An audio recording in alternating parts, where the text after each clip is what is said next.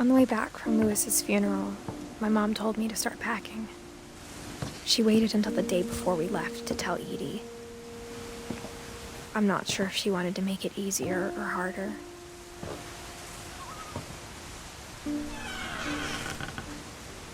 I wish we'd stayed. But I understand why we left.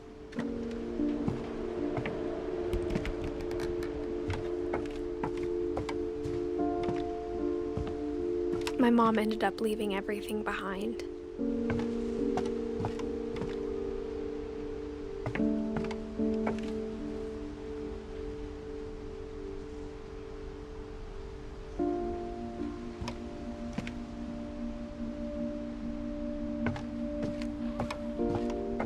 What happened that night had been coming for a long time. Maybe it should have come sooner.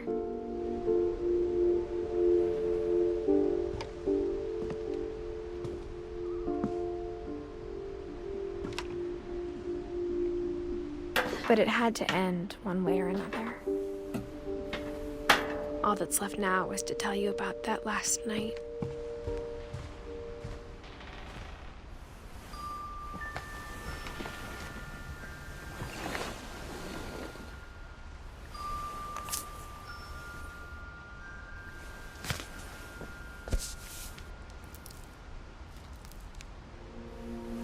That whole last day, Edie just watched us pack and didn't say a word. Until supper, when she raised her glass and said, "To our final night together, and all our final nights apart." Grandma, you know what I said about alcohol. Some of your medications are very Edith, specific. I left a present for you in the hallway. Why don't you go open it? The grown-ups have to argue now. I'm sorry, you're right. We're all leaving tomorrow. Let's just enjoy our last... I'm not leaving. Edith, you're excused.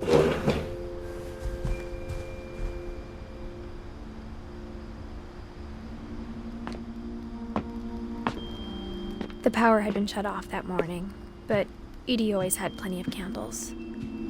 When my mom sealed the library, I don't think she knew about the other entrance, or that Edie had a key to it.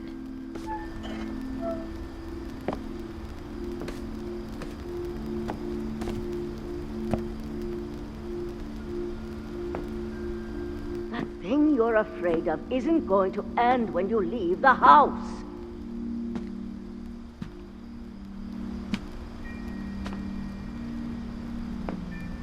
Edith has a right to know these stories. My children are dead because of your stories. I think it's best if Edith and I leave tonight. We'll have the nursing home send a van for you in the morning, okay?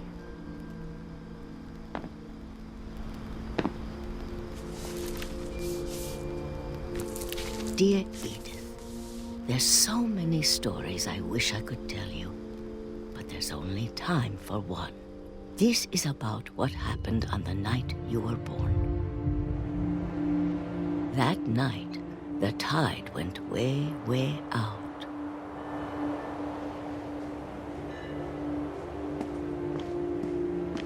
It was the first and last time I ever saw the old house aground.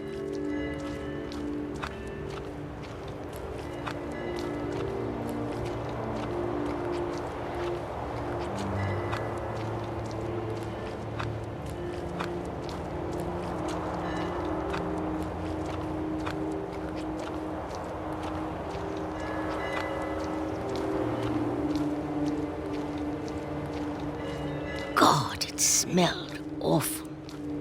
You know, I've seen that house every day of my life.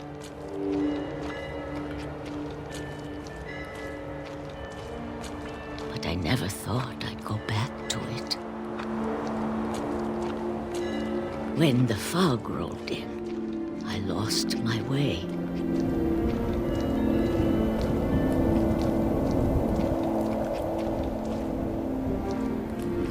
I got turned around.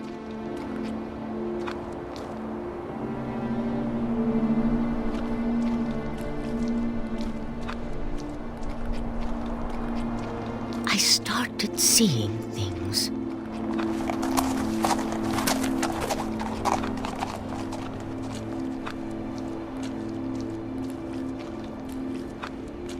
Things I'd forgotten had ever existed.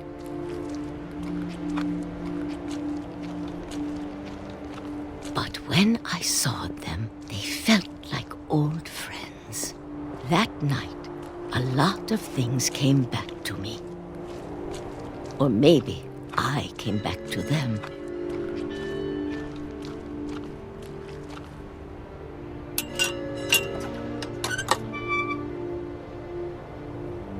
Things I can't explain, but that I need you to try and... Edith, what are you doing in here?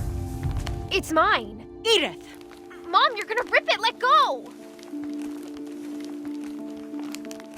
I kicked and screamed, but Mom dragged me to the car. I never saw Great-Grandma Edie again. The next morning, the van came to pick her up, but she was already gone. After that, we moved around a lot.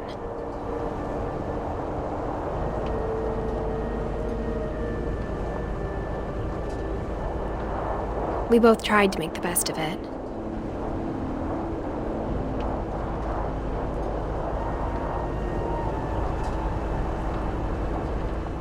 A few years went by.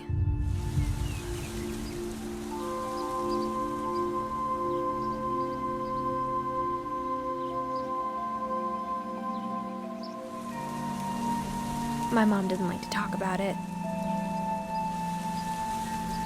But she started getting sick a lot.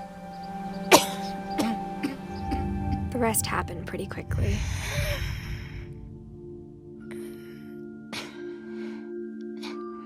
She got better for a while,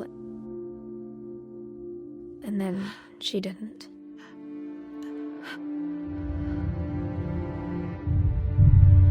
And then I was alone.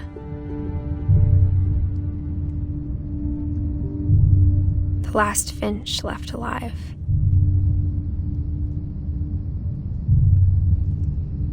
Until I found out about you.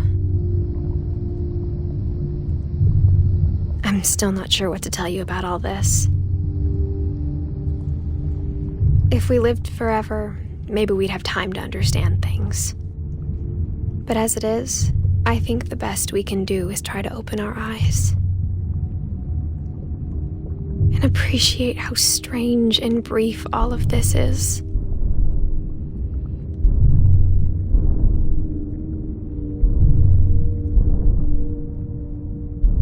This journal was supposed to be for you.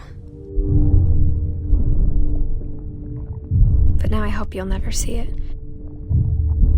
I just want to meet you and tell you all these stories myself. But I guess if you're reading this now, things didn't work out that way.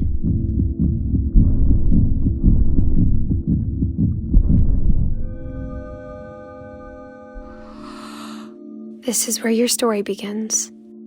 I'm sorry I won't be there to see it. It's a lot to ask, but I don't want you to be sad that I'm gone. I want you to be amazed that any of us ever had a chance to be here at all. Good luck.